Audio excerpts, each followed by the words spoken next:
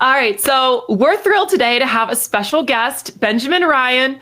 He's an independent journalist who focuses on healthcare, public health, and science. He's written for a lot of major outlets, such as the New York Times, The Guardian, and NBC News, and has spent a lot of years reporting on, I believe, HIV and its impact, as well as gender medicine. So Benjamin, welcome to Dollcast. We're very excited to have you here today. Great to be here, ladies. We're so excited. Oh my God. Yeah. So I wanted to start off and say, just offer an apology because I feel like trans Twitter is so mean to you. I feel like they're so mean. You're the representative of the Alejandro Caraballos of the world. But sometimes have you ever had like that work situation where someone on your team was out of line and then is like the project manager, you had to go and like apologize for them. So that's kind of how I feel. The reason I like your work is I think if I made a list of the reporters that I think are doing like the best job of just straight down the middle reporting, you would 100% be on that list. And I think it is so frustrating, and it shows frankly, the intellectual bankruptcy of some people on our side that they spend so much time attacking you. I mean, how does that make you feel? I mean, I know what my principles are, and I know where I stand, and it's really nice when people reflect back to me exactly what they are. You're spot on, and that is, my goal is to be a science journalist, and that, coming from the HIV reporting, which I've done since the beginning of my career, in the early 2000s, I started to see, indeed, when advocacy seeks into public health, sometimes their needs are aligned, but sometimes they conflict. So, it's my job not to parse those and not to just lean on the side of whatever some nonprofit might think I should say. Yeah. And so it is very bothersome to me in journalism as a whole. There was a piece that came out in The Guardian this week that was focusing really intently on the expert witnesses that testified in a lot of these cases about gender medicine ban for kids. And it was really scrutinizing how a lot of judges thought these guys were bunk and none of them had treated any trans people, or a lot of them hadn't.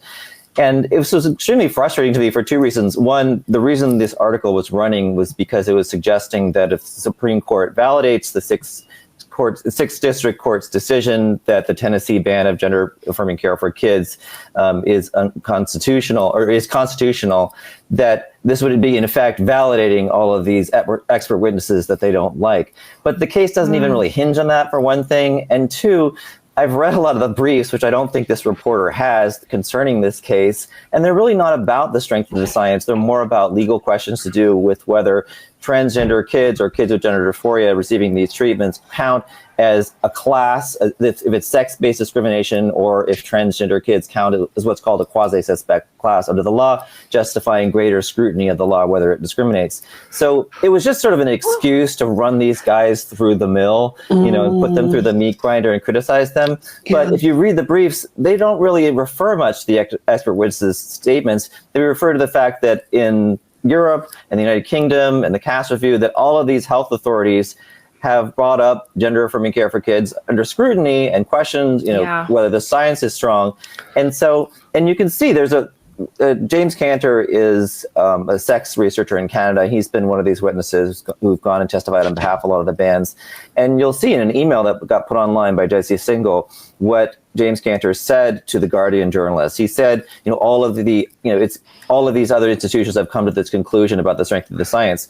The Guardian guy misquoted him and said that he said this, not all these institutions. And so you see how the sausage is made. Yeah. You see, they want to demonize a certain perspective, and there's this concept that the right, or whatever's right coded, is always incorrect about science. In this house, we believe in science. Sometimes, however, the right is correct, and I don't think that people on the left can really reconcile with that very well. Sure. Well, what I want to do is, there are two conversations we could have today. I'm sure we could get into the meat of all of your reporting, which I would love to do. I think for right now, I just want to start with a more basic question, which is, why is it so hard for us structurally to have a nuanced conversation about this, because from my perception, I think there are two dueling cults here. I think you've got, Sky, what I think you've brought me around on calling gender ideology, this kind of extremist trans view. Let's abolish gender, self-ID, abolish medical standards without science to justify it, like open up all care as quickly as possible, don't look at any of the downsides. That's kind of the gender ideology side. I think on the other, you have what I could very charitably call the gender critical side, which is really it's a harassment cult that does have a seed of valid public policy objection there. Like, we do need a system for how, trans women use the restroom. That is a reasonable thing to have a conversation about. But all too often, like, I've probably gotten 1,000 comments about my vagina in the last, day on Twitter, which is just weird and gross and inappropriate, which is what this devolves into.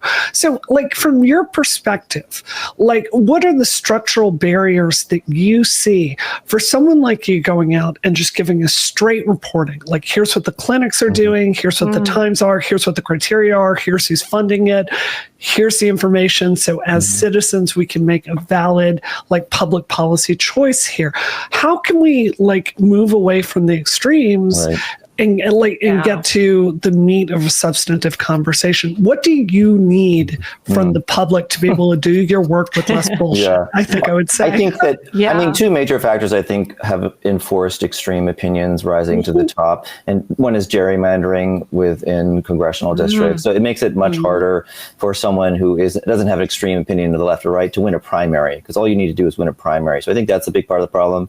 I think that social media, obviously, as we all know, the algorithm favors rage and division, and so that gets people going and gets people engaged. Those apps are there to keep you engaged. Twitter pays people who have large followings based on engagement, so there's a lot of incentives in there. So, and then more specifically, GLAAD in particular, HRC, Lambda Legal, ACLU, these big nonprofit groups, some of which are very specifically LGBTQ, and then ACLU, of course, has that as a division.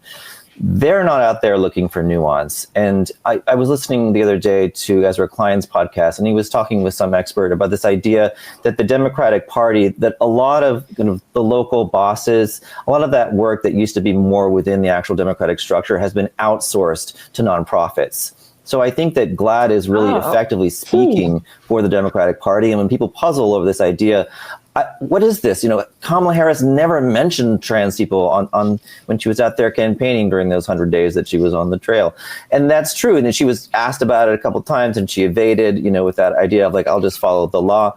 But what people I think are reacting to is a larger structure. GLAAD is an extremist organization when it comes to trans issues. It's extremely inflexible.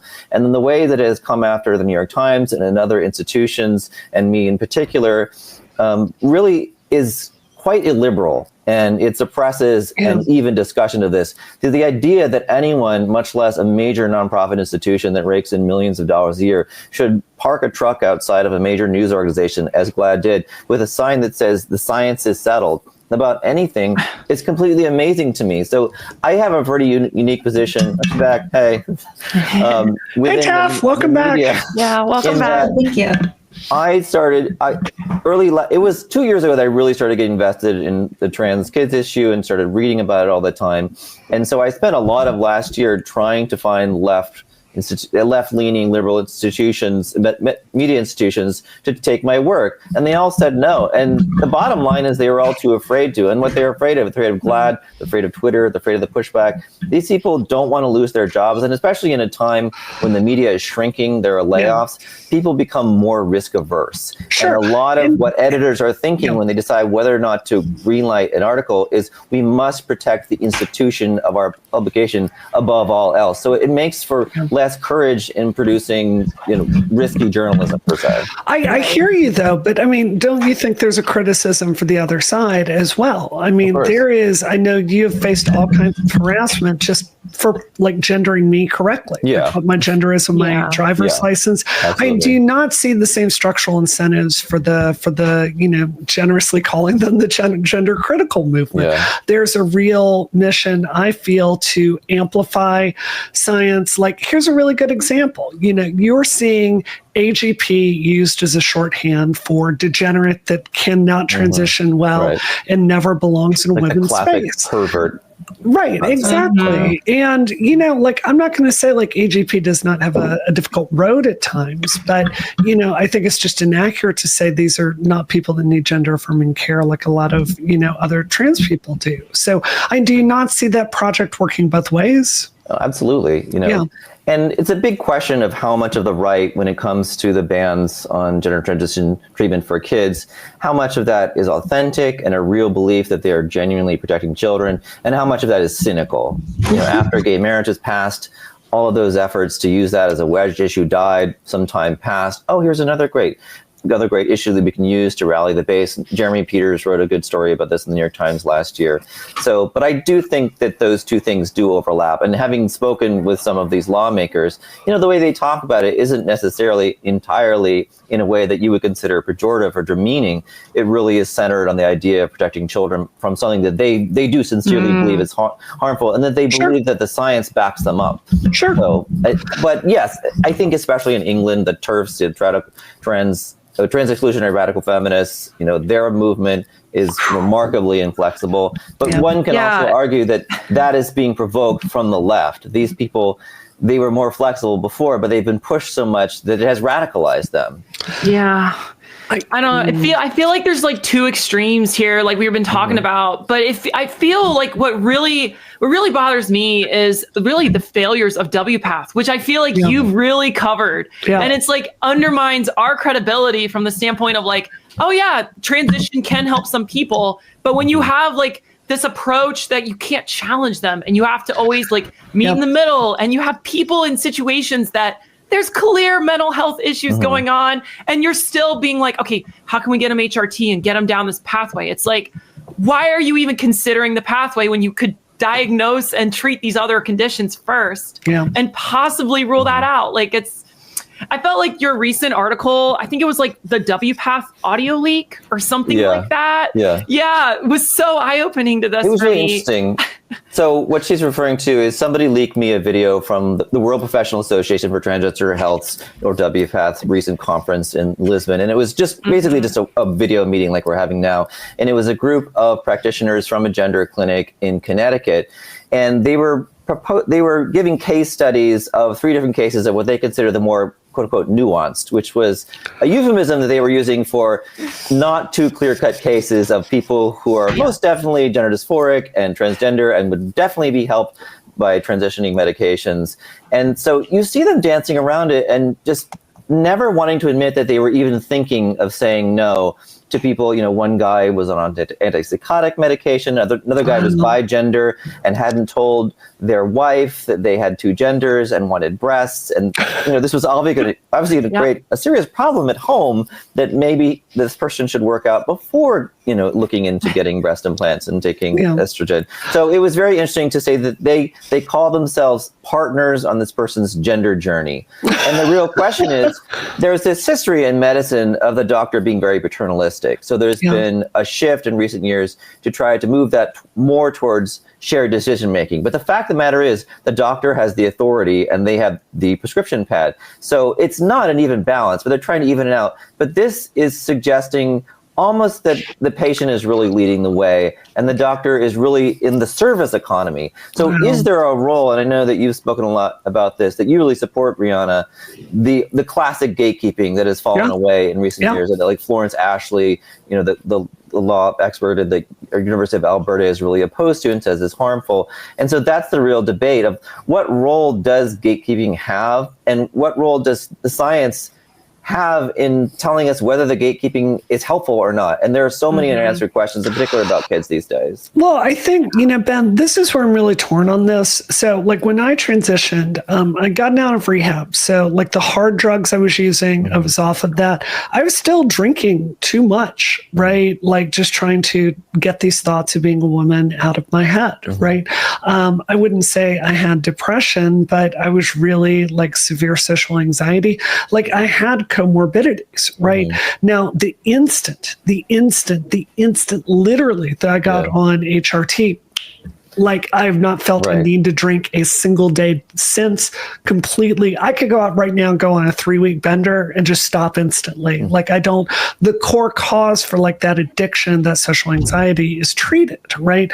So I think it's a fine line that you have to draw with the doctor. Like, where does, do you know what I mean? At what point is the comorbidity driven by gender dysphoria, or to what point do you need to fix it first, right? I think like it's really tricky, but I also see it the other way. Like, there's a discussion like legitimately happening on my Twitter yesterday with people talking like, what? Some people are poor. You think you're expecting them to go on HRT when that's $30 a month? I'm like, sweetheart, like, transition is the most expensive thing you're ever going to do in your life. If you think it's only going to cost you if you can't spend $30 a month, you are not going to have a successful time. It's because there's this prevailing notion that it's a right to transition. Right. And that is like I don't want to say it's like the toxic source, but that's what's infiltrating. That's the essence of gender ideology that's working its way in WPATH, where they're afraid to, it's funny because they're conscious too. They're like, we're not just here to hand out hormones.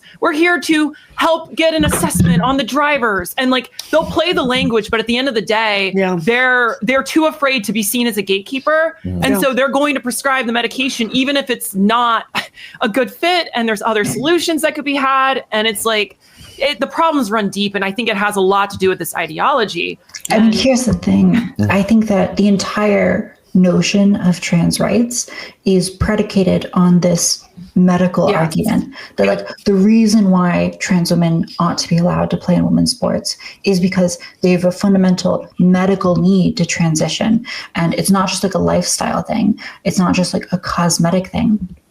And we have pushed this argument so far that now there's a real feeling within progressive circles, which is maybe somewhat justified, that if you tell someone like, oh, you know, you maybe shouldn't transition or you don't have a medical need, we have these like nuanced cases where there isn't clear history of like long-term gender dysphoria.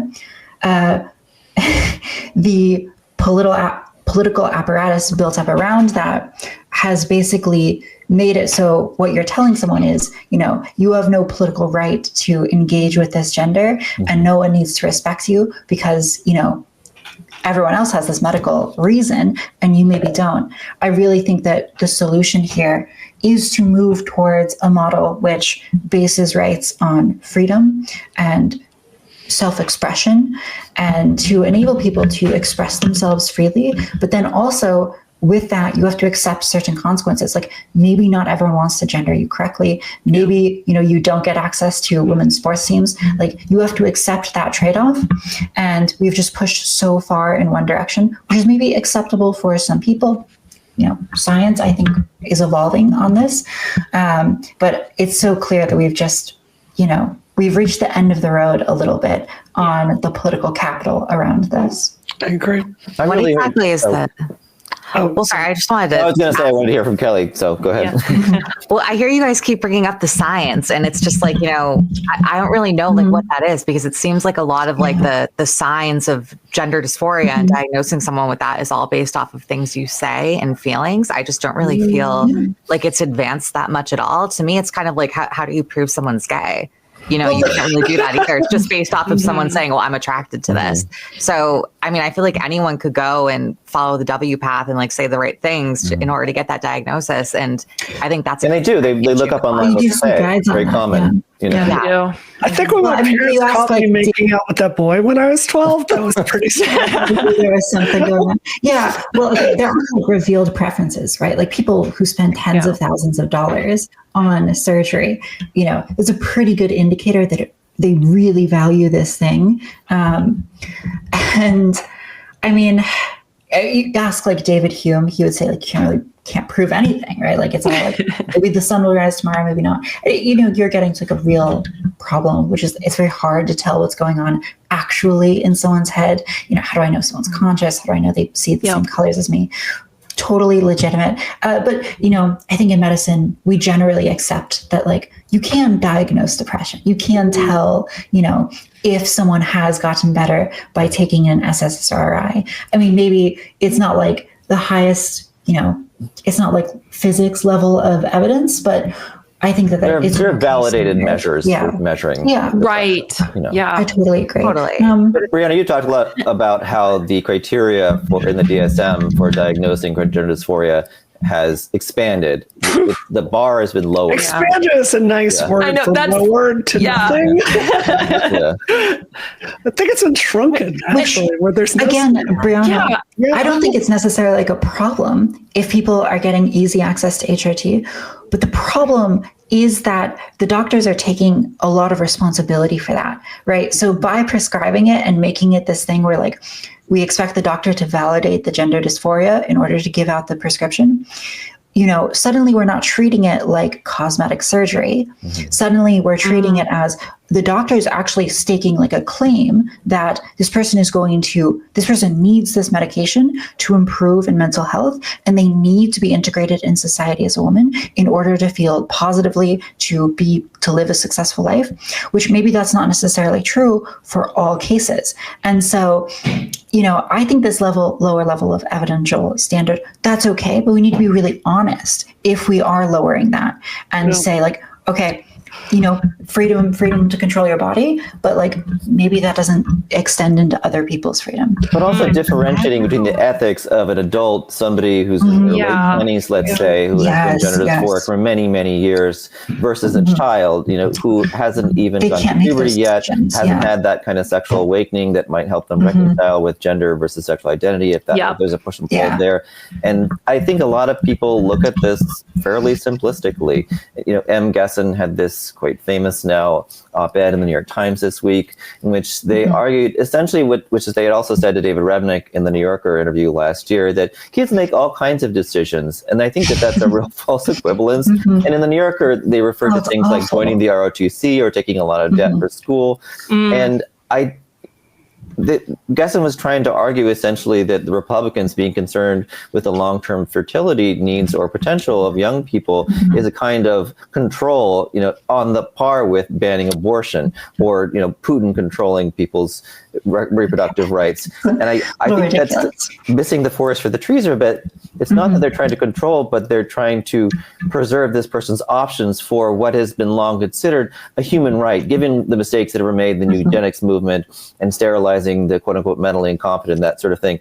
We as a society have concluded this based on past errors, but so much of we must repair the past efforts that are being undertaken by the people who one could call gender ideologists, is we must not do to trans people what we did to the gays. And I think that's also fairly simplistic. And I think that, you know, gender identity, I think, is harder to make sense of and wrap your head around than at least for guys, for whether they're gay or not. Because there is a good test of whether you're gay, and it happens to be attached to your body. Yeah. I mean, what we were saying earlier, that there's no one way to measure with confidence that someone is gonna be happy with the transgender, you know, with that pathway. It's very hard to remove all false positives. Yeah. Well, I mean, Kelly, I'd really like to hear some of your, you know, thoughts and experiences, how this is for you, having been through this at a young age. And as I gather, you're very happy with having done it as a young age. So how does that influence your perception of whether this is a good idea for other young people?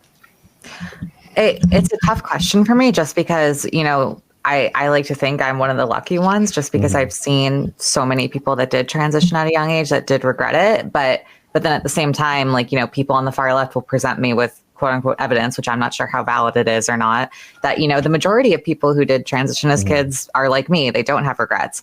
But, you know, it's just nowadays, like, you can't believe any study you see, because it's just like, you never know if it's biased or not, you know?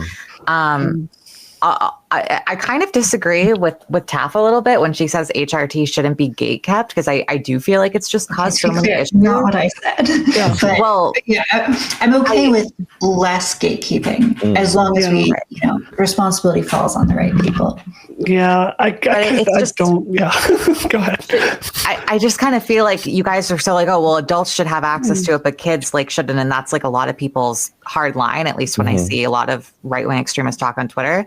But to me, me, it's like, I just kind of feel like for everybody, regardless if you transitioned at 15, like I did, or if you're transitioning at like 50, it should just be like a really slow, hard process to even start a medical transition, just because I don't feel like it's an easy decision for anyone at any age. It's such like a big thing. But what about the fact that puberty is oncoming and you're trying to beat that? Doesn't that inevitably rush the decision? That's the conundrum. Sometimes I think I wonder if maybe transition, or if I had just let my puberty continue further, who's to say maybe I wouldn't have wanted to transition and testosterone would have taken over. I don't know the answer to that question, but I know that I'm happy now, and I know that I love my life this way, but who's to say if my parents were more conservative and they didn't allow that to take place, if I wouldn't have grown out of it. I mean, before affirmation therapy took the stage, it was a watchful waiting approach. I mean, that's what Ken Zucker in his clinic up in Toronto did for so long, until activists basically looked for a case where, he wasn't transitioning kids, and, jumped on that and then got him shut down. But that was sort of the standard. Like, we didn't have to make it illegal in like areas to do this. It was just a very thorough, regimented approach based on time. Because there's no good criteria, we need the time component to sort of help assess that persistent motivation. And I think by the time you reach adults, it's a little bit different. But I do think that, the goal of good therapy and medicine shouldn't be to just affirm a patient's feelings. It should be to gently challenge them, explore them, and help them reach the conclusions of what they're, what's going to best benefit them. The problem that I have with the term gender affirming care is it presumes that the care is affirming the correct gender. Yeah. And so it's baked in, it has baked in a bias. And then you'll hear people try to twist their words around, afterwards they didn't detransition, they retransitioned. And we're still affirming their gender because now their gender is just something else. That would be nice if there were entire structure and an insurance system in place to help detransitioners, which there isn't. But I think that's a very cynical misuse of language. And so that's why I tend to use gender transition treatment, which I feel is a more neutral term. That's fair. And that's something that's important to me as a journalist. And I don't like the term sex assigned at birth because I feel it's scientifically inaccurate. And I think it's important to differentiate between sex and gender, because is not what all of you ladies have done, as I gather, by going on HRT, working against your natal sex. That's a part of the process. So deny that is to sort of deny what you're actually doing. And I think that's perfectly fine. I do feel like I have to say that testosterone didn't work out for me very well either. I was not exactly a Duke from G.I. Joe. I didn't really take with that super well either. But I think that your sex is one thing, but your gender is another. That's totally fair. I do feel like I want to give just a little bit of pushback on what y'all are saying, because I feel like out of everyone here, I'm the only one that's seen the other side of the book, like what happens when you don't get gender affirming care. And I made the decision to start transitioning when I was 25. And I can tell you what I saw from the people that were, 30, 40, 50 and on up in the trans community that chose not to transition. There was a very, very large cohort of fetishistic cross-dressers. They were universally married, and they had some really scary attitudes towards women. I'm just going to be honest. You had the closet cases. These are AGPs that just basically suppressed it their whole life. They would then spend all their time online in these communities trying to suppress this. They had a male persona, and they had like this real melancholy inside of them from like suppressing this side of themselves all of the time. And they had a lot of excuses. I cannot do this for my children or my wife. Like all of them were into like women. And I cannot think of a single person I've ever met in my entire life that is into men in any kind of serious way and did not transition and regretted it in any way. I've literally never run across that. So it's like, I'm not trying to belittle anyone's feelings here. I'm just saying, like, Kelly, you're a fairly feminine woman. Like, you just are. And I think if, like, I don't know. I think, like, I'm open to giving people time to figure this stuff out. But one of the reasons I really like the gender affirming care model or the old school way of doing things is at every step, it requires something from the patient. like getting buy-in, getting agency, and then it gives you something in return.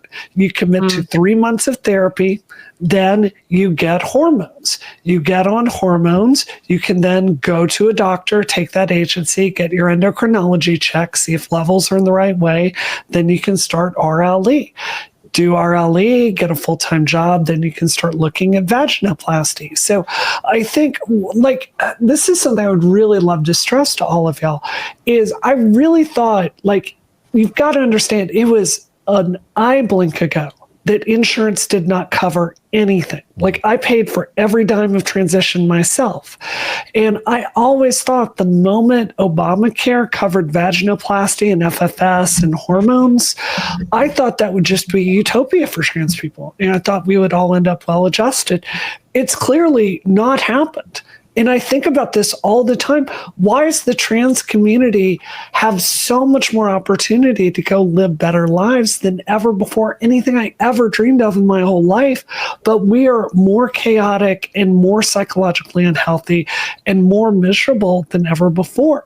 And the only answer I can come to is we are letting people in that are not served by these treatments. Like, I can't think of anything else because the people like you, Sky, you had this stuff paid for in a way I didn't. And like, you turned out normal. So I think the answer, Taff, is okay. I turned out normal. More normal. More normal. I don't know. I'm pretty crazy. Yeah. I live with 12 cats, Bree. Wait, I was just gonna say, are you a cat lady? You're a cat lady. I am. I'm a crazy cat lady. Yeah. No, but there is a truth to this, though. That, you know, I did benefit from having these procedures, from having a good medical pathway of a lot of these procedures being facilitated and it benefiting me. But I do think that the actual therapeutic model of gender affirmation wasn't actually helpful to me. I mean, before I ever made the decision transition, I deep dove into the critical narratives of what were the best criticisms of this approach. And that was really what helped me make the decision because I needed to be sure, absolutely sure, like, is this really what I want to do? Because this is a one-way street. What were those criticisms? Like, what did you read or who did you listen to? I went into like detransitioner narratives and the trans widow narratives, like partners of mostly trans women that, you know, were divorced from that. And I just saw like kind of like snippets and snapshots of what life could look like for someone in my situation, or like what basically like, you know, what are the different like ways that life could manifest down the road for me. And I realized like I need to get this solved now and I need to get this ironed out. And then the question became do I want to medicalize my transition or am I happy being sort of in between with like feminine expression and like lots of open cross-dressing and femininity when it comes to painting my nails and like having longer hair. And through that process, again, through like taking time and processing each step, I realized like, I don't think being perceived. So I was basically perceived as a gay man for about a year before I actually went on HRT. And I was like, I don't think this is where my target is. Like, I don't think this is where I want to land. I want to go the full step and medicalize my transition. And as soon as, kind of like Bree said, as soon as I started HRT, it clicked for me. And I was like, this is the way. Like, this works for me. and then I went, and I'm super happy today. But I also recognize like there's always going to be some people that will think I am a man or male, and I need to be okay with this as part of my decision. And that's the part of gender affirming therapy that I really despise, because I feel like they say, oh, you feel this way? You're a woman inside, and everyone ought to treat you that way. And if they don't, they're in the wrong. And that to me is setting people up for this problem of being so unhappy when things come out and people don't agree with it. And also, how does that bleed into the just general like plastic surgery culture? Is that a part of it? I used to watch every episode of Dr. 90210, and it always had the same storyline. This person had a personal problem unrelated to their body that was going to be solved through plastic surgery. In the end, they were always presented as cured of their problem, whatever it might be. They were shy, or they couldn't find a boyfriend or something like that. Their career would change. And so does that mindset also influence people's gender dysphoria and their desire to transition? But we can't have these discussions because that runs up against the danger zone of anyone saying that anyone's feelings about their own gender identity aren't anything but totally gender essentialist valid. Oh. So that's the discussions that we're having here now, you know. And just the question, if I went and had, if I had a big nose and wanted this little small one, like, would I really be happy with it, you know? Mm-hmm. Good. No, I think that's a great point. Go ahead. Yeah. Thank you. I think the big difference is that our culture sort of understands that oftentimes plastic surgery is not the answer to people's problems. We can be very honest about that. And I think a big issue with gender affirming care is that we just cannot be honest about it, like you're saying. And so gender transition is treated as something that like absolutely will help you. And to say otherwise is total anathema. It's going to get you thrown out of the room. And I think that more than that as well, there's just this expectation that if you transition, like everyone needs to be fully on board with that. And if they're not, or they're transphobic. They're transphobic. Yeah. And, you know, that's a detriment to you as a person, to your ability to survive. You know, that's causing suicides and death. And the reality is we're setting trans people up for failure because we're instilling this mentality of like total fragility where everyone needs to be affirming you. Otherwise you're fucked. That's just not the case. Like, people are so much more resilient than they realize. And so I think that we're, you know, Brianna, she mentioned that it seems like trans people are in some ways more miserable than ever. I think it's because, you know, we've moved to this perspective where more and more we're putting the responsibility on everyone else. External validation. And people are they're seeking value in other people's minds. I saw a TikTok the other day. Someone was saying that like they get gendered correctly, she, her, all the time, but they just know in their heads that the other person in their head is really thinking he, him. And I cannot imagine a more toxic way to approach the world.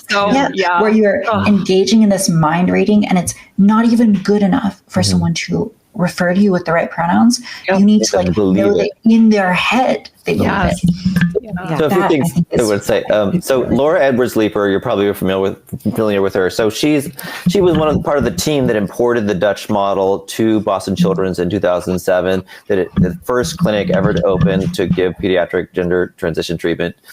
And so she is a psychologist, and in recent years, she's become more of a skeptic from within that who's concerned about some of these excesses that we're talking about. She really believes in very thorough assessments, you know, spending like 20 hours all told, speaking with the kid, writing a huge report for the parents, that sort of thing.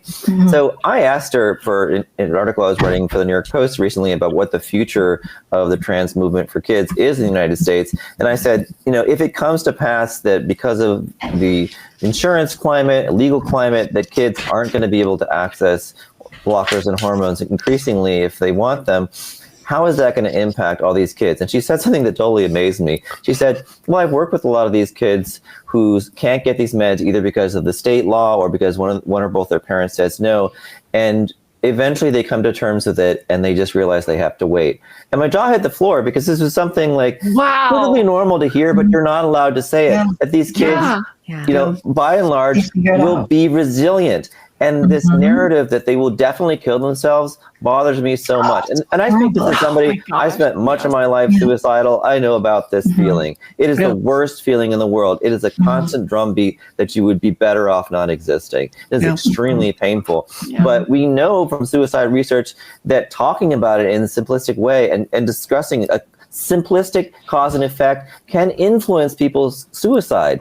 And the discourse about this, the way that Next Benedict was discussed, that case was very complicated. You know, if you listen to the recording in the hospital with the cop when X is being interviewed, Next instigated the fight, but also Next's father, who was abusive, had recently got out of prison or something. There was a lot going on in this kid's life, more than just what happened in that bathroom. And for the media and for GLAAD, everyone to capitalize on that and to fundraise off of that, it was really just totally inexcusable to me. And one other thing I wanted to say is that Anna Hutchinson was also a psychologist who came from this movement and was part of the Gender Identity Development System, or GIDS, at the NHS in the UK, the clinic that started in about 2011 and was shut down last year. And she became a whistleblower. She felt that they were not using the proper guide rails, that they were being reckless, that they were using the ideology as opposed to science. And I spoke with her the other day, and she said something that really surprised me. She said, right now, as we're discussing here, no one is even trying to research a way to properly anticipate whether kids will be permanently gender dysphoric when they're going into this medicalized system, or whether they have a permanent trans identity. No one's even trying to research this, right? Yeah. And to the contrary, people like Jack Turbin from UCSF and Diane Arensaf, also at that institution, they published a paper on how to do these assessments according to the WPATH rules. The very first thing they say is this is not to determine if the kid is really trans. And I'm so shocked by that, but should not be, to put it more clinically, should not be the purpose to assess whether they'll be permanently gender dysphoric. And so Dr. Hutchinson told me, she said, because of this, because there is no proper way to predict who will be the Kelly in this situation and who might be, say, me. And of course, as you said, who knows, maybe you would have been me in another life, but is it better or worse? These are important questions to ask. But Dr. Hutchinson told me that she said, absent that system that could accurately predict how these kids will turn out ultimately, she didn't think that gender transition for kids was ethical, even in a clinical trial, because there's too much risk. And I thought that was, I would be curious to know what you guys think of that position, which is very strong. And this is coming from somebody who knows the system. Yeah. So they are a very informed source. So I mean, call that a radical position, perhaps. So I hear what you're saying. I just want to say this. I hear what you're saying. I think that's valid. I'm sure if an alternate history existed where my family had let me, start social transition when I was 16 and didn't care that I was interested in boys and let me express myself, I'm sure I would have survived till I made it to 18, though I still would have had to have a tremendous amount of plastic surgery and still be too tall. This is the part of it, and respectfully, this is what I think you miss, and this is why I worry about the political project I think sometimes you're part of. So if you look through all of human history, boys that want to be girls are part of human history through 3,000 years of recorded history. And we've always existed, we'll always exist. And typically society does not treat us very well. We are universally a sex working class or a lower class that is looked down on doing menial labor. There's just the history of trans people. And I think it's really easy to say stuff people will, they'll survive till they're 18. But the problem is the culture of the political project. If that was a sacrifice we were truly making and we were really getting those kids help, I might be more amenable to it, but that's not the game. J.K. Rowling is engaged in a political project to dehumanize trans people. She just is. She didn't used to. I listened to the witch trials, and she wasn't then, but she is now. Absolutely radicalized, and I know firsthand how being a cult figure in one of these identity cults will radicalize you. And there was that trans person who was a referee for some little sports league in the middle of nowhere in England. She just sent all the Furies all over the. It's insane. Oh, it's insane. No. I mean, what for? Sure. But my point is, I feel like it's actually very similar to Israel-Palestine in the sense that the victim abuser order is being switched here by a political project, because it's trans people, historically, do not have political power.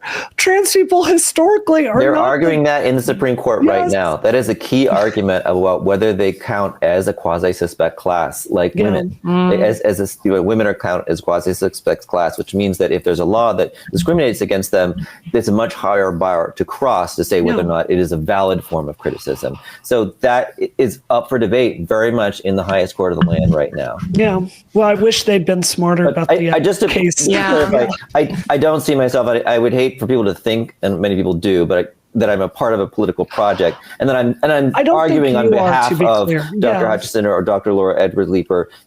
I do make certain editorial decisions about which voices to highlight and which I don't think deserve the light of day, perhaps. but it is not my role to argue those positions myself, but to spotlight them. I think that I consider you a friend. I love talking to you. I respect your work. I do think you have a point of view, and I think sophisticated media consumer can read your work.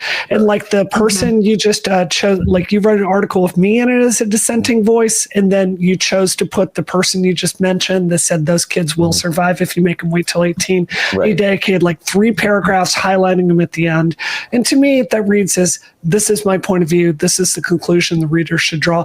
That's fine. It's honest journalism. I'm just saying, I do think you have a point of view, and it comes across in your work. Yeah, I hear you. But I do try to temper it the best I can. Yeah, I think you do. I was just going to say, I think everyone has a point of view, but when it comes to Benjamin's work, I find it so balanced. And actually, it's remarkably balanced to me because I'm like, I see you taking flack for gendering, I guess correct gendering or whatever of trans people, but people will come at you and I'm just like, oh my gosh. I kind of enjoy it a little bit when they go crazy because I don't care and I just mute those threads. Sometimes, and I'll be like, let's stir up some trouble.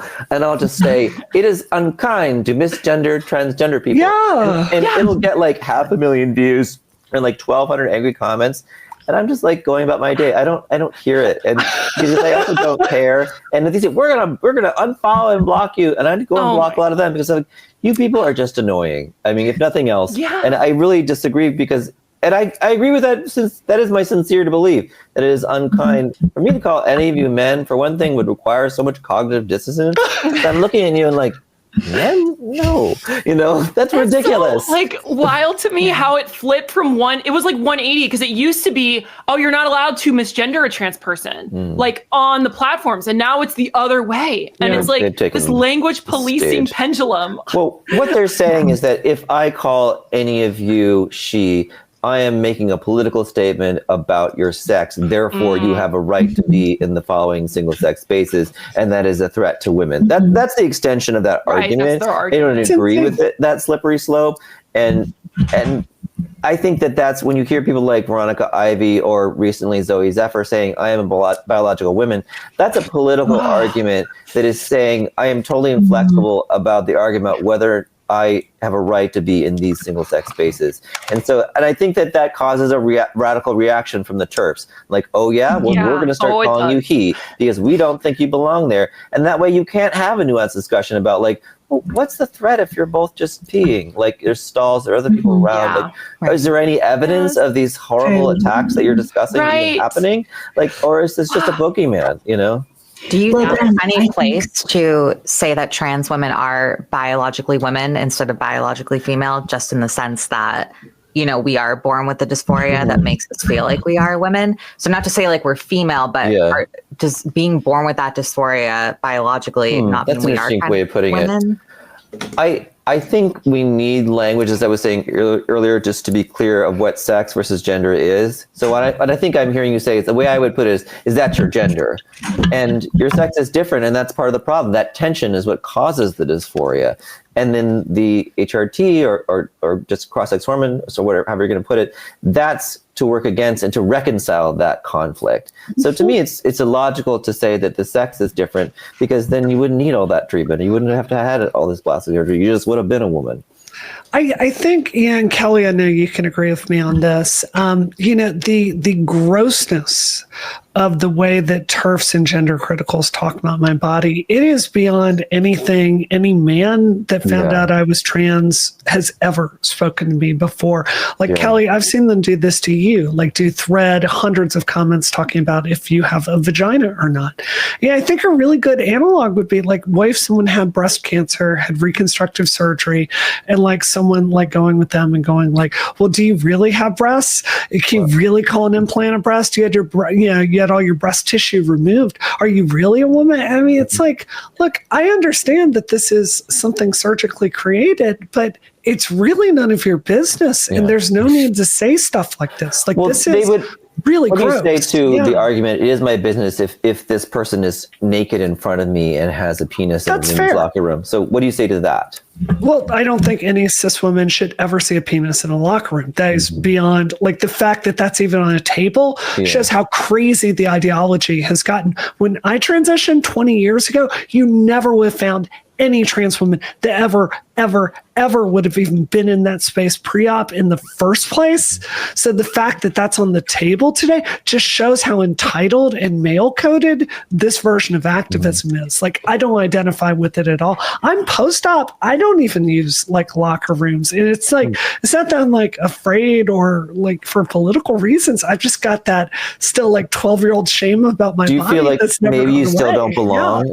Is that part of like that? No, it's just like I didn't transphobia or like whatever? I didn't like being around boys when I was naked because I felt such shame, and that's just never changed, right? So I just shower at home and skip the whole thing. If that makes sense. To your point, so I've had testicular cancer. So one of them is a prosthesis. So am I half a man? Right, 100%. It's a little ridiculous. But I think what you're getting at about this like identity and what makes someone a man or a woman, I mean, one of the arguments from the trans rights side is that the pronouns and the dress and the identity and what's happening in the brain is what makes you a woman. And so I think the reason why sometimes TERFs are saying like, I don't want to use your pronouns is because everyone has sort of bought into this belief system that the pronouns are what legitimize participating in women's sports or using the word restroom. It's because everyone's operating on this kind of like social version of gender, which is, I think, kind of ridiculous. And so I think we just need to get outside of that paradigm and say, like, just describe things accurately. Like you're saying, trans women, they prefer to be gendered she and also Oh, her. trans women are they're a different kind of a woman, and that's okay. That's just reality. Trans women are women. I'm like, well, yes, but like in a different way, and it's okay to discuss And that way is relevant for some things like sports. Like there's a different biology here. So, I mean, earlier we talked about like, should gender hormones be more gate kept? I think fundamentally all of this, so many of these conversations, they come down to who is bearing the responsibility of this decision? Who is it affecting? Well, sometimes in a court of law, if they're sued, that will be reconciled. That will be decided. So, and there are a lot of lawsuits against, detransitioner lawsuits, about 24. And they're not all kids. Some of them are, the oldest one is 29. So here's the thing. I think doctors, if they are experiencing these lawsuits, suddenly that's a really big incentive for the medical professionals to gatekeep a lot more because if they're going to be held responsible, they don't want to mess up, right? And so I think that like, if you're in a world where the trans person, the person wanting to transition, holds all the responsibility for taking those hormones, then I think the bar for accessing those hormones should be really low. But I also think that like you as a person who might want to transition, there's a reason why you might want to speak to a doctor, and it's because you care about getting a good outcome, at least in theory. And so you should want that gatekeeping to make sure that you're the right candidate for hormones. And you should want to, not impose upon, you shouldn't want to like flash your penis in a locker room because when you're entering someone else's space. And all of this for me just comes down to you should bear the responsibility of things and not impose that outcome on other people in whatever scenario. But Taff, let's be honest, like this version of the trans community is allergic to any kind of personal responsibility or agency. It's exactly as you said, the culture has moved 100% away from, like, we can't even get trans gals in the voice train. Like, like it's 100% like, let's make it so society will recognize all this stuff and no agency on the person itself. It is, I don't know how we would change that culture. I legitimately don't. Bree, this is like that slogan, you don't need dysphoria to be trans. Yes, which is the dumbest thing I've ever heard in my life. So let me play devil's advocate, because I hear people pushing back against you, Brianna, a lot, to saying like what you're doing is you're policing trans identity so that only you would get in the door. And that's not fair. There's so many people who are somewhere in the middle who just want to be kind of a woman, kind of a man, or they're non-binary and they're going to have breast implants but not take HRT. So what's wrong with that, essentially? Why shouldn't they be allowed to make those choices for themselves? Okay. Why do they have to pass or something? I'm really glad you asked this question. So that's a great question. Yeah. I'm not saying this is my opinion, but I hear this a lot. No, it's fine. It's fine. I've thought about this so much, and I think they're like, my understanding of trans has like radically expanded in the last 2 years. And I think there are a lot of different gateways to being trans. And I don't think we're all the same thing. I think the thing that gender identity dysphoria picked up in the 80s that I have is a super, super specific kind of gateway to being trans. That's kind of the old school that has existed through all of human history. Very rare, like mostly natal males. About 0.01%. Kelly, as best as I can tell from knowing you, you're the exact same thing as I am. Yeah. And we just are this hyper rare, interested in boys, understanding this at a really young age, like thing that exists. And I think it is expanded, and I don't have a problem with the way it's expanded. Like, I understand that there are some non-binary people that are going to exist. I understand that there are some like more fetishistic cross-dressers that are going to want to experiment with their public presentation in real life. That's fine. But to me, the public policy concern is, should insurance pay for that stuff? Should you have access to women's spaces? Like, what are your legal rights? That's when it affects other people. Exactly. People paying for it, or impacting their feelings of safety, whatever it is. So I'm with you, Taff, in those situations. Should they have the freedom to do it? Hell yeah, this is America. I love freedom. That's great. But I think like they are on a fundamentally different pathway and have a fundamentally different problem than I do. These people with autism, particularly, I've looked so deeply into the trans women with autism and the way they're different than what I have is. And there's some pertinent public policy discussions there. So maybe I'm right, maybe I'm wrong, but my jam is public policy. And I think it has to start with protecting the people that need it the most, which are the ones that have a medical case of this. We have to transition. We have to move on with life. This is not a social project. It is literally the oldest version of this that we can identify. Does that argument make sense to you? Yeah. But do you not think that kind of contributes to the problem that we were talking about a little bit earlier, just when it comes to like who actually is trans? Because I don't know if we would call these people trans, or I don't know, I guess they go by non-binary now, but I would like to think specifically in the cases of trans women like you and me, Brie, who are attracted to men only, because I know Sky and Taff are bisexual, I believe. When it comes to us who are straight, oh, you're straight. Okay. Sorry. But it's like, I would think a real way to know if someone's trans, at least how it would probably be back in the day, especially when you were transitioning, Brie, would be that, do you have the desire to have bottom surgery? Do you feel dysphoric about what's in your legs? And nowadays the community is saying that like, you don't have to have dysphoria about that to be considered trans. And I think it's created a lot of issues. Not that I have any issues with trans people that have no issues with their genitalia, but I do think it means it's created a lot of issues in society, and it means they're very different from who you and me are. It's something different, and I'm not judging it. It's just something different. I never had a second of doubt that that's something I wanted. And, I think it's fine for different subtypes to come up, but this is where we need an honest discussion and an honest public policy, if that makes sense. Yeah.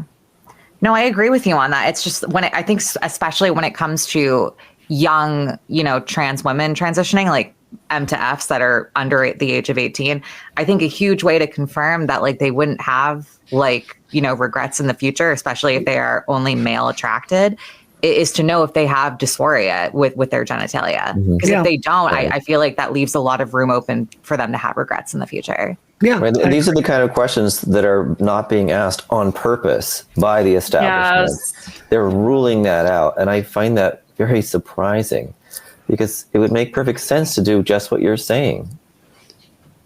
It makes too much sense. That's the problem. I want to get to a few more spicy questions here. I want to make a little drama here. All right. All right. So I want to talk. One of the most embarrassing things I've ever seen on Twitter was the project to smear you as a chaser. I guess I just wanted to know, like, there was never, you were a gay man, right? Mm-hmm. Anyone that knows you and hang out, like, you're 100% gay. And to get you denigrated and personally attacked, like you're like, this is a sexual thing in trans women. I've always wanted to ask you, how did that feel? That must have really hurt a lot to have your like integrity attacked like that. So what happened was Alejandra Caraballo, this was 2 years ago, about right now. If you recall, there was that series that came out on Reuters about pediatric gender care for kids. I thought the series was very good. And there was one in particular that was about largely Kinnan Ross McKinnon's research at York University about detransitioning. And I found the article really interesting because it sounded like something you should really explore. And this was at a time when I was really new to this topic myself.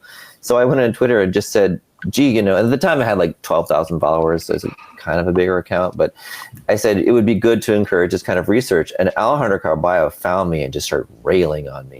I just made up all this stuff about what I was supposedly saying. And it was just insane. She just sicked all the furies on me. And one of the things that she said was like, oh, and he's probably a chaser. Which, if people don't know that, the old words, it was tranny chaser, was cut out the first word, which you're not supposed to say anymore. Right. And that was just an absurd suggestion, but there was this really big blow up where Ari and I were upset with one another, and I was upset with her because as I said, I have cancer, and she was really mad about this thing that I read in the Washington Post where I had said that it was a real shame that the American Psychiatric Association was not really analyzing and discussing the nuances of the science of this issue and the way that they once had 50 years prior about homosexuality, that it really just, internal debate and discussion was how they delisted homosexuality from the DSM in 1973. And that kind of debate is not happening now about these trans issues. So Ari was getting really mad at me about having written that, and she started listing these things like, there were more hypothetical examples of why don't we take away your this? Why don't we take away your chemotherapy? And I had just had a CAT scan like 2 weeks prior, and I was really terrified that I was going to have a recurrence and my life was going to be just like wrecked. And so I was very sensitive at the time, and I blew up at Ari, and she took advantage of this and presented this tweet that gave the false impression by squishing two things I had said together, that I was a deranged pervert who was furious with her because she wasn't attracted to me. Oh my God. And this was so underhanded. And I'm really frankly shocked because Ari is a public representative of Media Matters. When she tweets, she represents them absolutely. There is no difference between those two entities.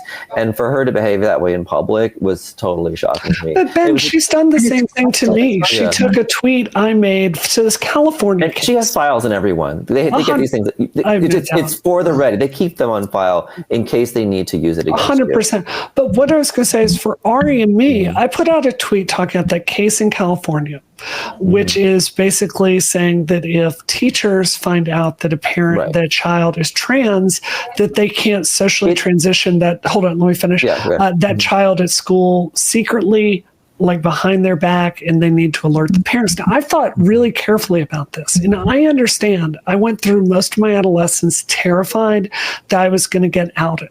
So I very much understand that. And considering the fact that my family disowned me the day I came out, like, it does not surprise me at all. Like, my worries back then were well-founded. So I understand that.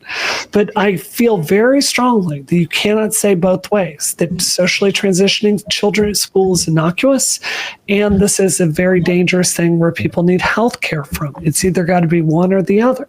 And after a lot of thought about this, I do think that parents deserve to know. So in that situation, you can have guidance counselors ready to call CPS if that child is abused. Like, those kids need help. That's my position. And this is a nuanced, thoughtful position that I've spent a lot of time thinking of. What did Ari do?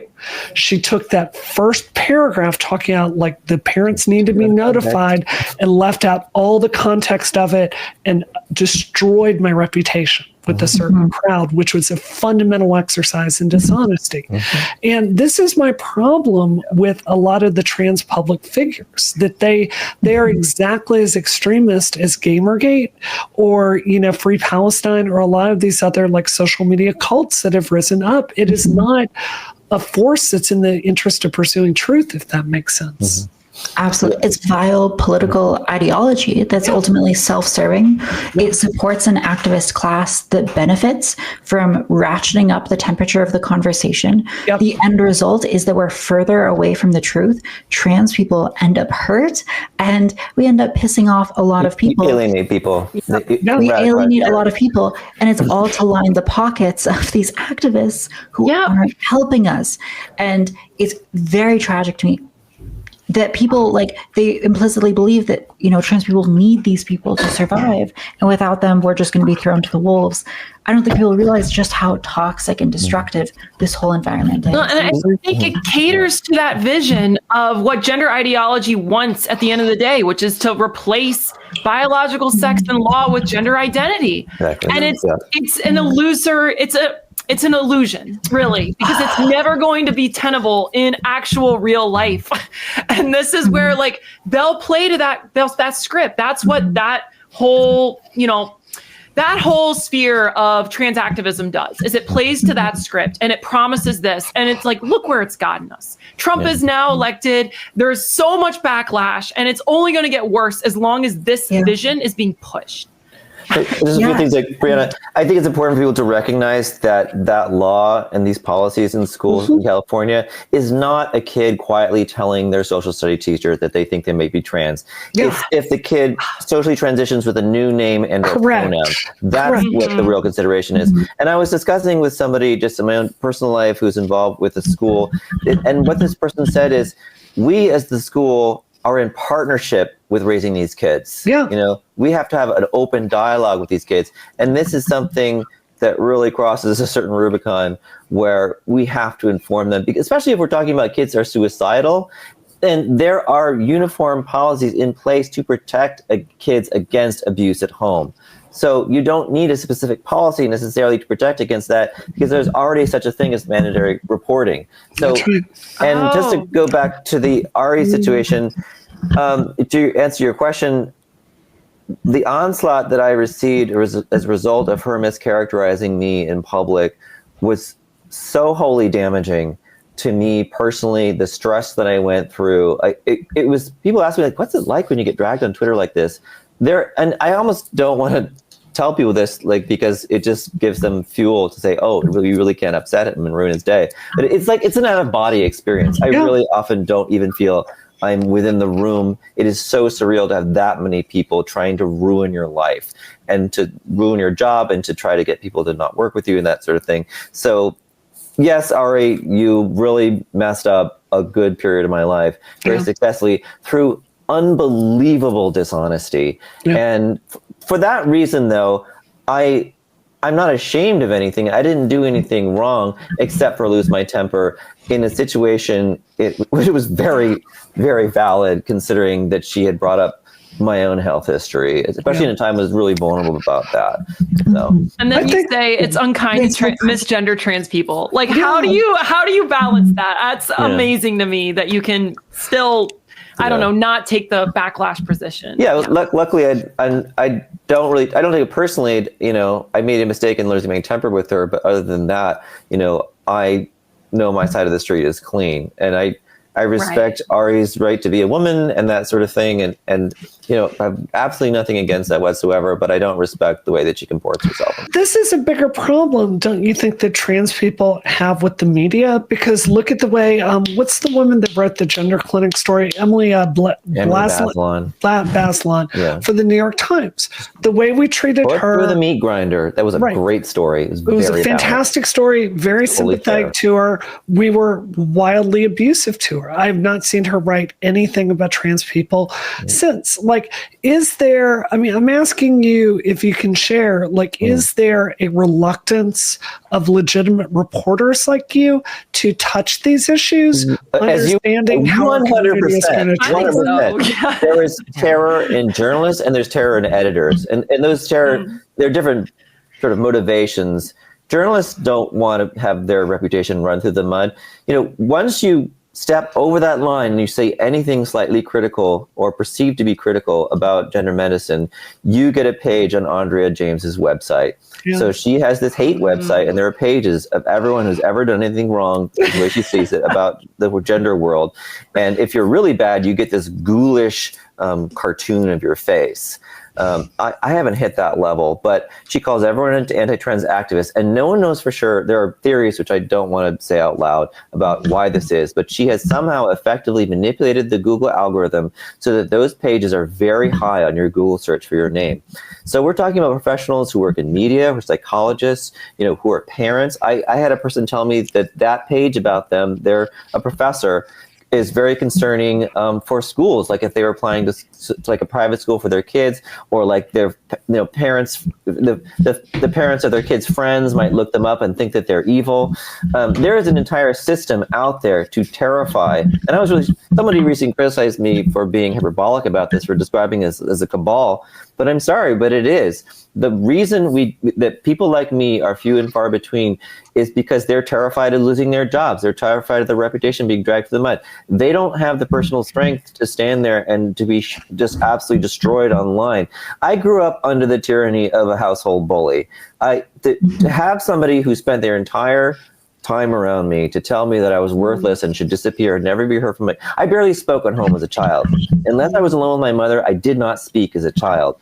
So to go through that kind of an upbringing, to survive it, similar to, I think, to what you're feeling about your own gender identity, you have to develop this core sense of strength. I know who I am, and I know what those people say about me is wrong.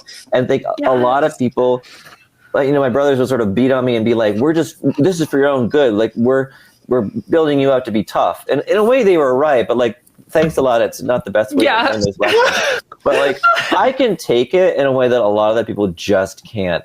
So it creates this enormous, people like Ari and Alejandro Caraballo, who attack us so brutally in public. It creates a very, very effective chilling effect. They're very powerful. And they've been kind of confounded that they haven't been able to scare me off. So, but I don't want to sit there and say I'm running from a reactionary position where like I'm getting revenge on them. It's more that I will keep doing what I'm doing regardless of what you guys try to do to me. I think you've been remarkably measured given the abuse that you've gotten. So I have a couple more questions I want to ask you before we go. What do you as a gay man make of this LGBT drop the T movement? Do you consider trans women like us part of the LGBT? Are you an LGBT kind of guy or an LGBT kind of guy? And why? It is sort of curious that we're all kind of thrown together in a basket, because our paths towards getting to be a sexual and gender minority, is another way of putting it, are quite different. So in a way, it's sort of odd bedfellows, but in other ways, it makes sense to group us together. So I think that the people, and I'm forgetting the names of their organizations, like Justine, I can't remember her last name. Certain people who have these nonprofits that do want to drop the T. I think they're definitely representative of that reactionary effect of the extremism on the other side, and it's a shame that we can't all get along.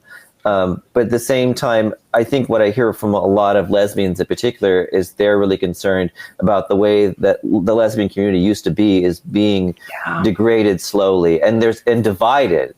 And this idea that you can't be a lesbian, you have to be a butch lesbian anymore, you have to be a man, that they're really sad to see what they thought as their community dissipate. I think it's very different. The gay male community hasn't really changed that much, although I do see a lot more younger guys sort of at least experimenting with sort of great effeminate, being very feminine and wearing makeup, that kind of thing. But I think it's not as much, and I can't comment as sort of expertly on the lesbian community necessarily.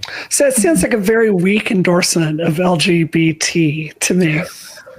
I guess you could put it that way, because I don't necessarily know that our quote unquote communities naturally overlap as much as you might think. So? I mean, just because we're the same age, you know what it used to be, Ben. Like I go to a really gay gym. There's nothing but gay guys there. I see gay guys everywhere. So just in my everyday perambulating, I don't necessarily overlap with trans people or lesbians that much. So it's just that's just my own vision in terms of like what I see from day to day. I'd have to sort of like make more of an effort to reach out to interact with the other letters and the alphabet people, as Chappelle calls us. I will also say I understand this impulse because there's the same thing within the trans community where trans people are like, do I really have all that much in common with non-binary people? And non-binary people have what about asexuals, Or asexuals. But yeah, I mean, just, focusing on people who have a gender identity that is like slightly different from ours. Like, I identify as a woman. They don't identify as a woman. It seems like fairly close. And yet I understand that like in some ways there's like a gulf of difference between us. And sometimes that's really relevant. So I definitely get the desire to be like, I think LGBT makes sense to group together. But I understand how there are these major differences. It's partly that we're seen as others by other people. And so we're all sort of back together because we're stigmatized. I think that's what we all have in common, for one thing. And also because it fundamentally relates to expectations about your gender, right? So there's an expectation that like, if your gender, or if your sex is male, that you are attracted to women and that you wear men's clothes. And that you don't have breasts and whatnot. But we break that expectation just in different ways, right? And so I think it's very important that people not be pigeonholed according to their natal sex, fundamentally forced into a certain rut in life. And so for me, that's the connection. But I understand that those behaviors are different. And so it's worth I grew up in the 80s. My mother wouldn't allow me to get a lavender t-shirt when I was 6 years old. It was a really big deal to me. That's one of the reasons, you can't really see it, but my rug is lavender. And that is one of the reasons why it's still pushing back again. I wasn't allowed to have new female friends after the age of 6. Wow. What? They grandfathered in one girl that I'm still friends with her. So like, and then I was like, screw this when I was 16 and I joined a pretty girl clique. It was so much fun. And so like gender boundaries absolutely affect me as well, but in a different way. They're partly a reflection of my sexuality, but it's not a reflection of my having a different gender identity per se. But I think one of the reasons I think one of the reasons I'm really frustrated by this LGB drop the T movement is historically, like, no offense, man, you're great, I love you.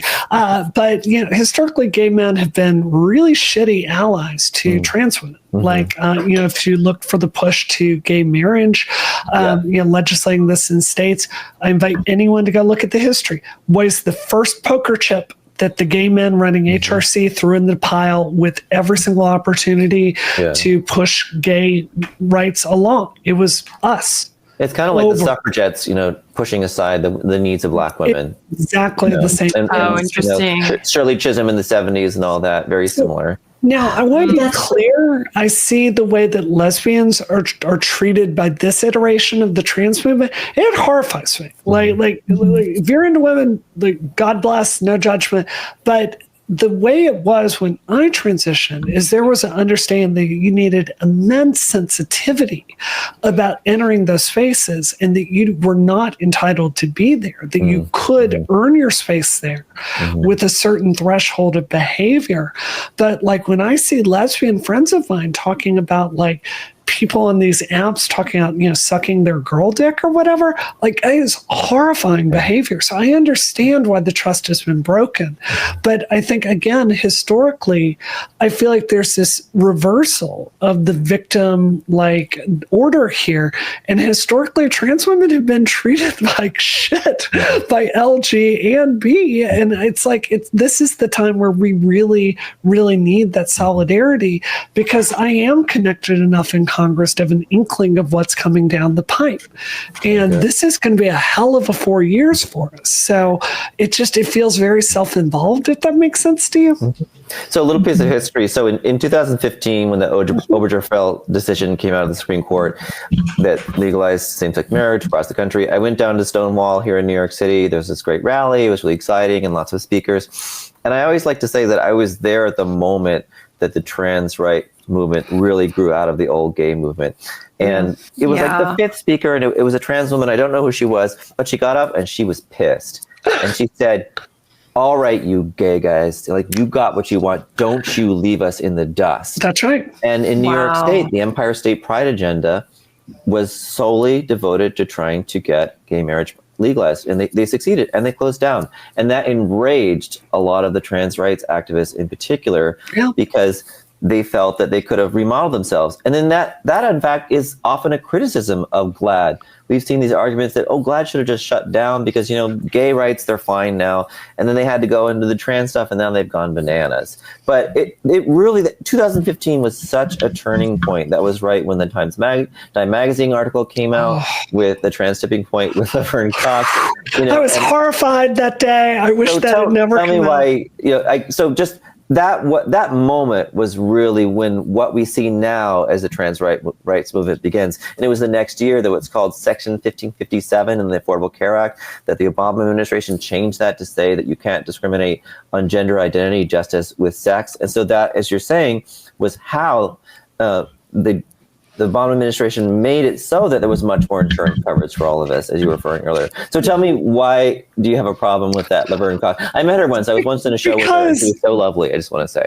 Yeah, well, it's because, did it work out well for the Jews in Germany being super visible? I think trans people are always safest when we're kind of invisible. Yeah, but some people think that that's bad to be too stealth. Why do you have to apologize? I mean, look, there are valid techniques both ways, but I think the problem right now is trans people are so hyper visible.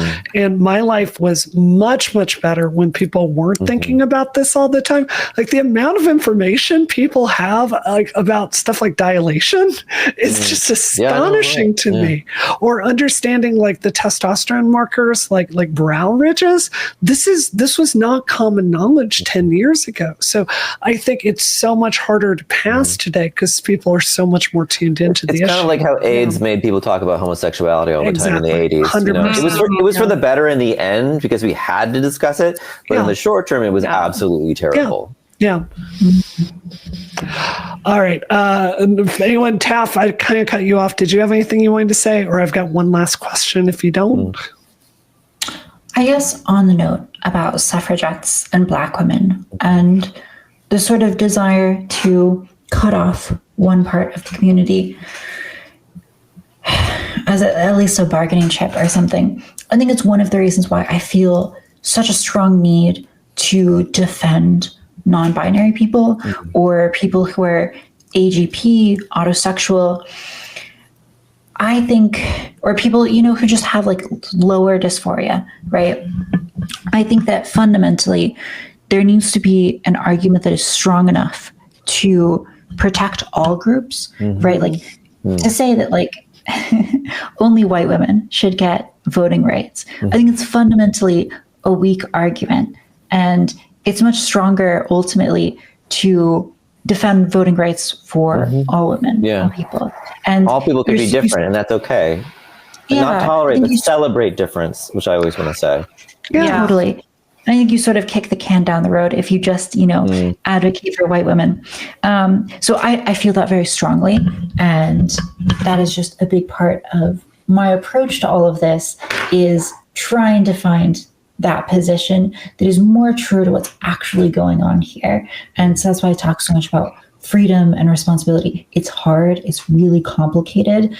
But I think that's where it has to ultimately go.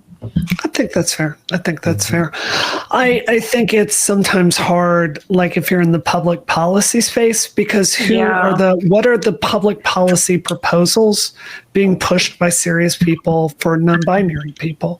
I think when it expands to stuff like the California law that lets someone non-binary just fill out a form and then go into a women's locker room and wave their dick around, that's a serious public policy conflict that I don't think it serves trans women to be in the middle of. So I'm open to a public policy solution there that works for everyone. From my point of view there, it really feels like everyone, especially in the non-binary space, is such a maximalist when it comes to gender ideology. It's hard to pick I'm with you on the freedom argument, but if you're going for concrete changes to law and policy and WPATH and standards, we don't have any clinical criteria that are worth a damn for like diagnosing what a non-binary person is. The WPATH like document standards of care on how to treat non-binary people. Go read it. It's a page and a half, and it just basically says pick your own gender role. So I think it would be easier for me to do that if there were a coherent public policy agenda that wasn't just destroy all gender and announce your pronouns, if that makes sense. And this is not really about non-binary, but just about how the law can be, these conflicts are irreconcilable, and judges will have to decide. In the San Jose volleyball player case, both sides are using Title IX to argue for their point of view, saying Title IX protects trans girls' right to be in women's sports, or it protects women's rights to have their single-sex spaces. And one side will have to win. This will go, who knows, maybe it'll end up in the Supreme Court. But this is a serious problem, and just sticking your hand in the sand and saying that there isn't nuance on either side of this is not exactly helping the public discourse. I was in this group of people who were, I was talking with a mom who had these, very elite swimming children, and they all went to major schools, they were recruited. And she was only talking about like keeping men out of, women's sports and that kind of thing. And I said to her, well, what is fair for the trans woman, the trans girl? Her head exploded. And the problem is, like, some of these arguments are irreconcilable. One side will have to win. Either you're in or you're out. This is a binary choice. And it's really painful because, Leah Thomas would hopefully have a right to compete as best she can. But the question is, like, is your right limited? Do you have to swim in the men's division and be, 400th? It's that whole question of like, does it infringe on women's rights or natal women? Because this is the problem. I mean, I see this with like balancing, like TAP has put out, like, it needs to be sort of expansive and respect human autonomy in the sense that some people might want to might benefit from HRT, but not a full transition. But then when you come to the actual policy implications of granting provisions for transgender women, then you run into problems because not everyone is really fitting that standard of what you think when you imagine a transgender woman, like we've all talked about here. There are only men's or women's bathrooms or, just single serve. We don't have a third option. Right? There is not a third option in sports. So unless we create those third options, either you're in or you're out. Yeah. Yeah. This is besides the point, but I do think it's totally absurd that the government is expected to prop up women's sports when they are just objectively not as valuable as men's sports. And the fact that the government is like so involved in this causes so many issues. Which is awesome. And, love that for the free market. But you see in these colleges and universities, there's a certain number of slots that are allocated for women and a certain amount of money that legally has to be given to these programs. And it makes them incredibly competitive, and it distorts the reality of accessing these schools and these privileges because everyone wants, a piece of that pie. And suddenly it gets really competitive in a way that is probably not natural. And so in so many ways, we just need, again, not the topic of the discussion, totally besides the point, but I would love to see the government making us less responsible for these issues, because I think if a private organization wants to have like trans women and women competing together or doesn't, totally great. But the problem is that like we as a society are forced to buy into whatever the government's deciding, and suddenly everyone has a stake in this and a really strong opinion on whether or not trans women are women, which is probably not healthy. I love that the longer we do this show, the more based libertarian tone. It's finally coming out. Like, there's no Title IX. Title IX bad. I love that. Okay, final question, because we got another rest of the show to do. I wanted to do a little bit of healing here on Dollcast today.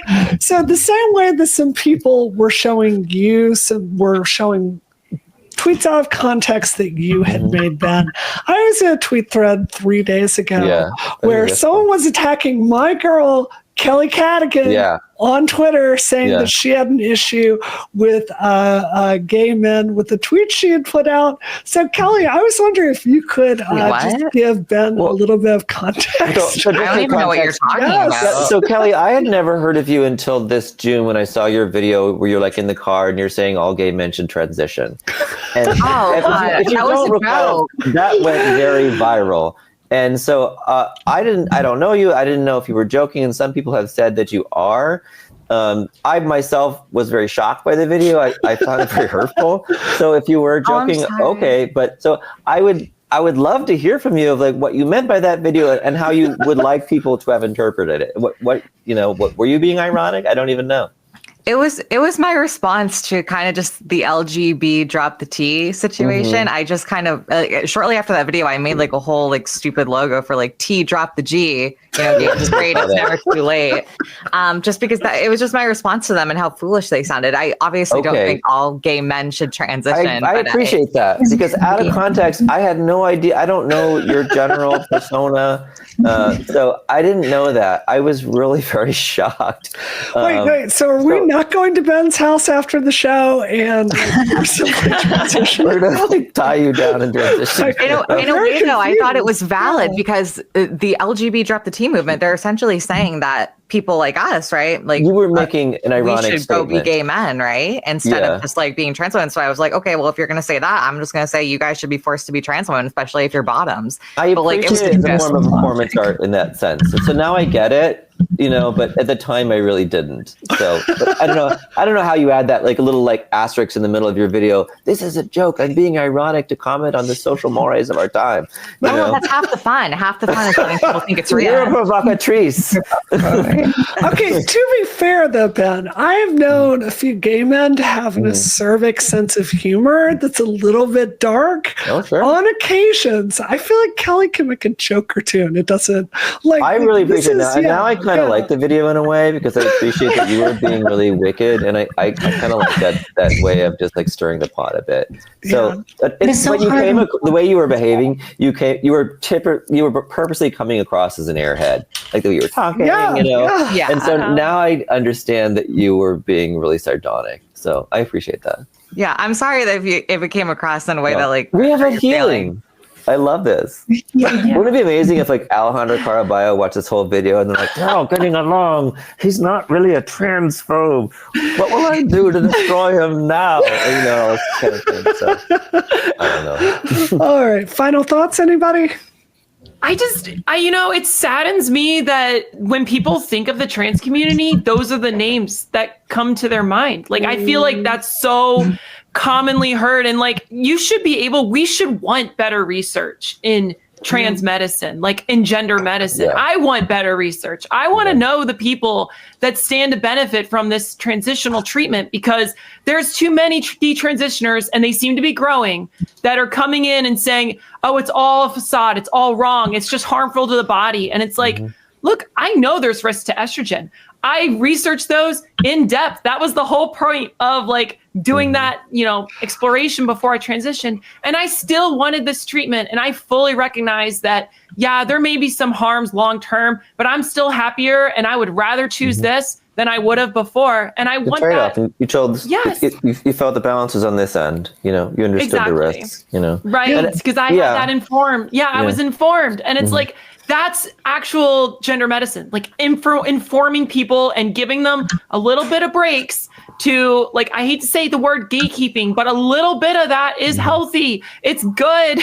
And we got to get away from this model of this inevitable, unquestionable essence of gender identity in people. And you can't push back at all. It's like, no, you need to push back. That's what medicine is. And it's helping people figure out that process. I think the average person on the liberal side doesn't understand that indeed the science is weak.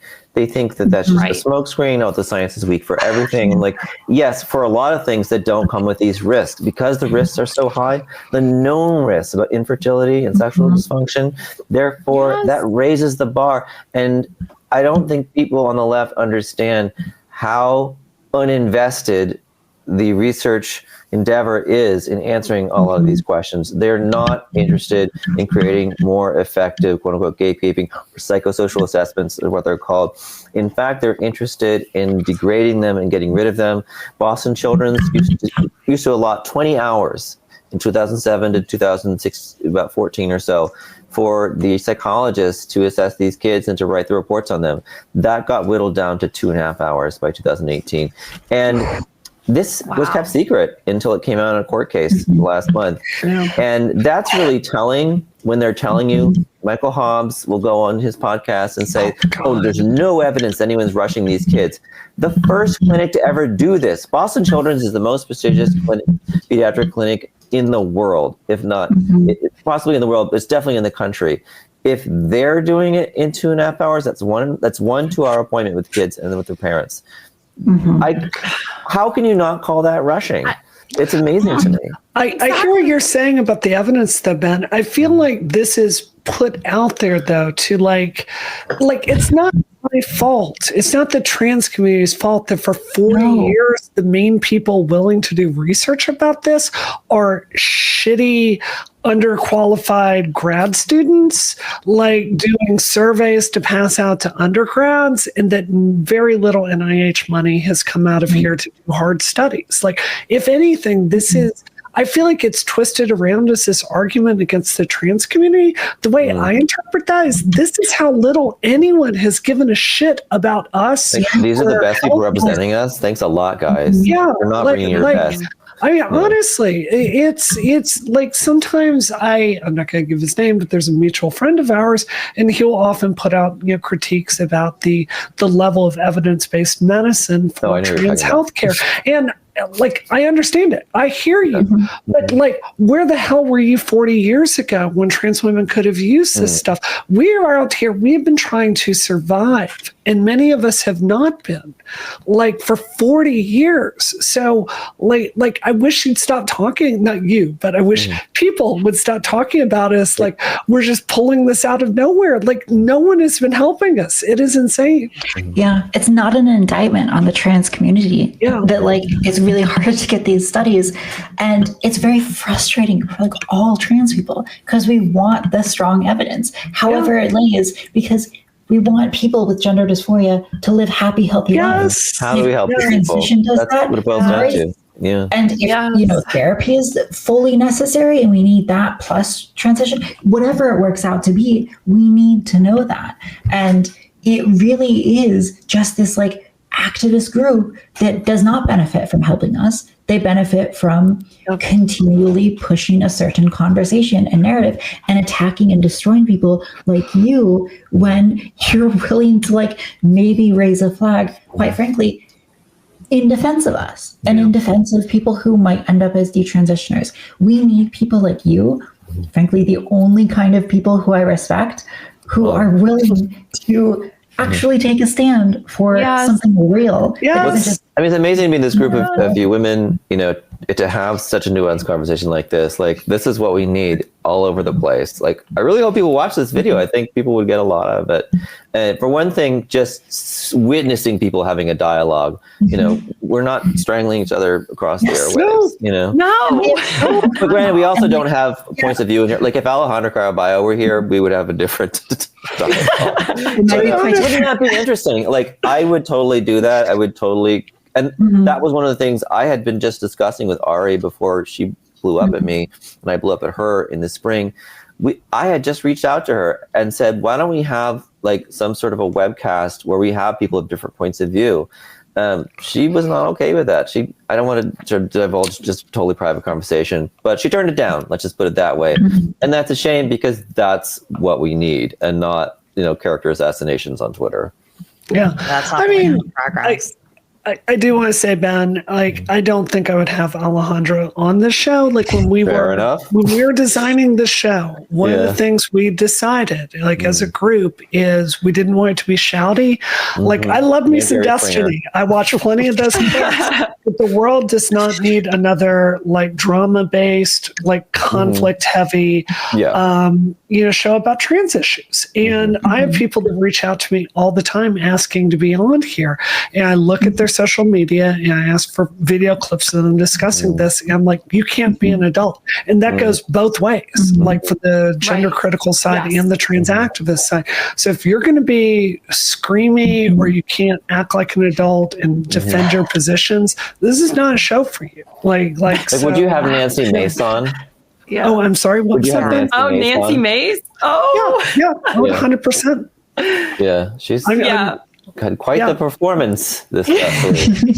That is, we actually talked about that in our first segment. So Yeah. And it's, I want to stress too, like, we're not afraid to talk with people that don't agree with us. Actually, we think there's a lot of value in that because it makes for a more enriching. It's got to be good faith, right? Like, we're all respectful here. We're all adults. Like, we want to treat each other in that way. And we want to have good dialogue. We don't want to be name calling, whatever it's called, where that fallacy where you're attacking the person ad hominem, that whole thing. Like, we're trying to get like good discussions across to get all the different viewpoints to show like who is best served by gender medicine and what does good medicine look like? What does good trans rights actually look like? Because this is something I've been thinking about more and more as I'm seeing the clash between women's rights and then issues with children. And it's like, what does really good trans rights look like? And I like having those dialogues and seeing what others think.